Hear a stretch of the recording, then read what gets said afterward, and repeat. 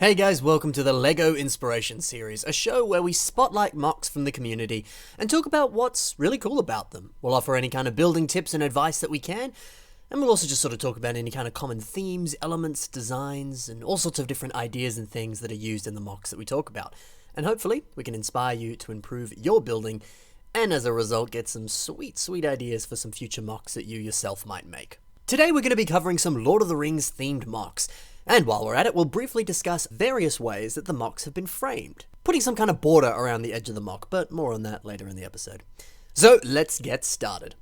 The first MOC we have today is by H2 Brick and is called Dead Marshes. Now this is a part of the Third Age collab, where 10 builders have come together to build 13 locations from Middle-earth.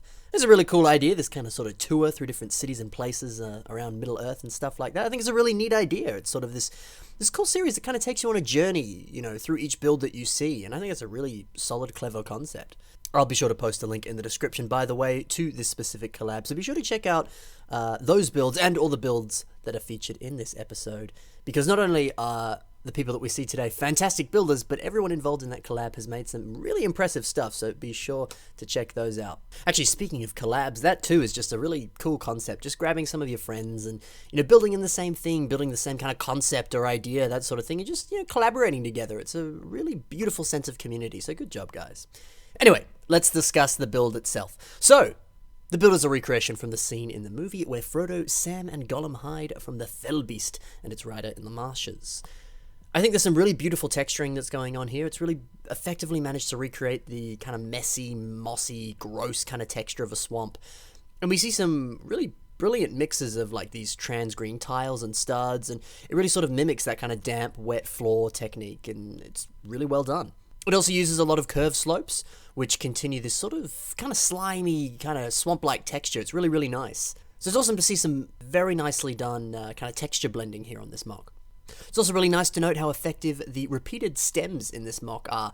It's really such a fantastic way to add so much kind of depth and detail to any kind of landscape. Stems are they're just beautiful. Also, overall, a really brilliant color scheme throughout this landscape here. A lot of the kind of darker tones of like dark brown, dark tan, as well as the kind of darker colors involved with the trans greens as well. It all sort of flows into each other. They're all kind of in the same kind of tonal family, and overall there's just a nice sense of cohesion. It looks very realistic, and it's really just some great work. Although definitely I think one of the best parts of this MOC is the fell beast. There's some really nice uses of some bionicle parts in here to achieve this kind of sleek and organic design, which a lot of those bionicle parts really lend themselves to that. It's also really cool to see too that he's just simply used dragon wings for the dragon wings. I'm sure, you could go like custom and sort of, use cloth elements or all sorts of in-depth techniques, but sometimes the obvious and easy choice is really just the best choice to use, so nicely done. I think it's also nice to know just how lovely it is to combine like a creature and a base kind of below it sort of thing. The two work really well on their own, but overall I think the presentation is really vastly improved when you've got something else to complement it. And I guess that's something really cool to kind of consider with any kind of future MOC. Maybe you've built this really awesome creature, well maybe you can put a nice base underneath it to kind of complement it. Or you could place this really cool dragon onto, the new forest diorama you've just created. Something like that, who knows? And finally, like we were saying, talking about the edges or the kind of border on this MOC, it's a really simple and effective way to do so. He's simply just sort of rounded the MOC off with some of these curved wedge plates and other various slopes and things. I think it's really cool. It kind of looks like the landscape's kind of continuing onwards past the vignette itself. And it's kind of got this really beautiful, smooth transition. It kind of caps it off nicely. I think that's very nicely done. So fantastic work on that MOC. Let's move on to the next one, which is by Grant Davis, and this of course depicts the Battle of Helms Deep. So Grant's really been able to build, honestly, a very masterfully done explosion here. We've got some really brilliant and dynamic sense of action throughout this whole build. All these little details like the elves flying, the lights inside the explosion, all the debris and everything is really brilliant. Lovely sense of action throughout this MOC. From looking at the pictures, we can see, it is a little bit difficult to kind of make out exactly how the explosion's been done, but there are a few areas where we can get a little bit of a solid insight into how he's done so. So towards the bottom of the explosion, as well as in a few other places on here, we can see some of these kind of trans-orange aerial or bar parts, and these seem to be kind of holding up the debris in certain places. So it's really cool. It kind of continues the explosion effect, kind of jutting outwards. And it's just cool as well because it holds up the debris. So that's kind of interesting. Something that looks quite complicated, it's actually kind of working towards itself. So the actual explosion and all the debris around it's a relatively kind of simple connection to some degree. So you can kind of more or less use the explosion itself to support the other kind of moving elements around the build. And I think it's really, really cool. And then there's all these other kind of trans-orange parts that have seemed to be used in kind of various areas here. You know, we see like the sort of windscreen part here, and some other kind of trans-orange bricks and plates, all that sort of thing. And so it seems you can very effectively achieve a really solid explosion effect by pretty much just using any kind of trans-orange parts and kind of layering them in some sort of spherical explosion effect like that. So I think it's really cool, because kind of at first glance I look at this and I go, I don't even know how he's done that. But the more we study the image, the more we learn that, hey, maybe it's actually a surprisingly simple technique that, when completed, looks super complex and super awesome. So taking a look at the landscape here, we see some very nice patches of dark brown mixed in with the sort of overall dark bluish grey rocks and rest of the landscape there. And this is really nice just to kind of add a little bit more depth and detail into the landscape. It makes it look a lot more kind of realistic and natural. It's something you'd pretty much see on landscape in the real world. We also actually see a very marked difference between this MOC's border and the last MOC. So this is kind of roughly 3 bricks high and uses a bunch of slopes, as well as just kind of the stark blank walls of brick throughout the sort of edges here. Gives it a really nice kind of rugged, harder edge to the MOC, which I think really works in creating a really nice atmosphere throughout the whole MOC itself.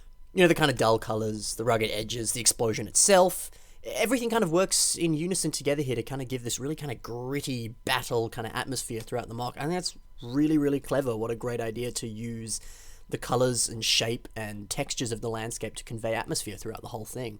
Very nicely done. So let's move on to the final MOC that we'll be covering today, which is by the Brick Avenger and is called Sandyman's Watermill Hobbiton the Shire. Really, really beautiful MOC. So the border on this MOC is similar to H2 Brick's design, but it doesn't utilise as many slopes and different things like that. It's also got this lovely little kind of brown layer of plates and things around the edge that kind of leads into the water. You know, it's very natural. It's something you'd see in the real world. It's really nice detail. It helps that kind of transition into the water there.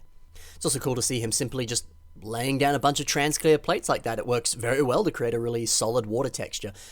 And I guess it turns out you don't really need to actually place any bricks to make a really awesome solid water design like that. I think that's very, very nice.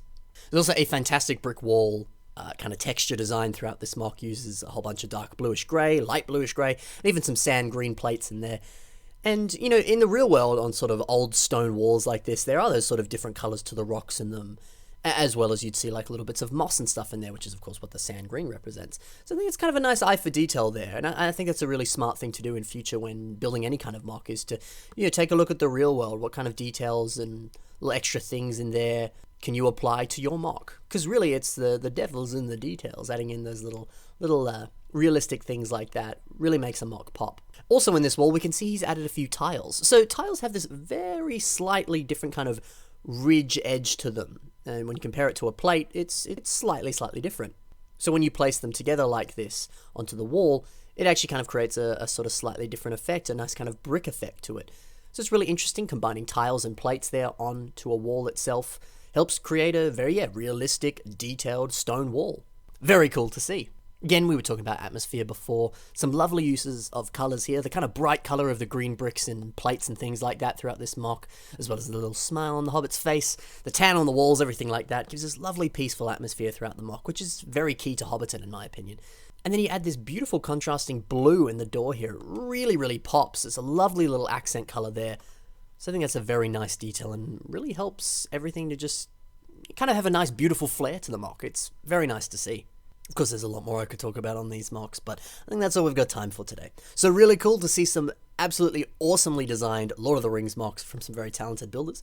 Be sure to check the links in the description where you can find all the different links to all the MOCs that we saw today, as well as that collab that I mentioned before. Be sure to check out some of the other stuff that those builders have done. Leave a comment and leave some love on their stuff because they totally deserve it. They're very, very talented people.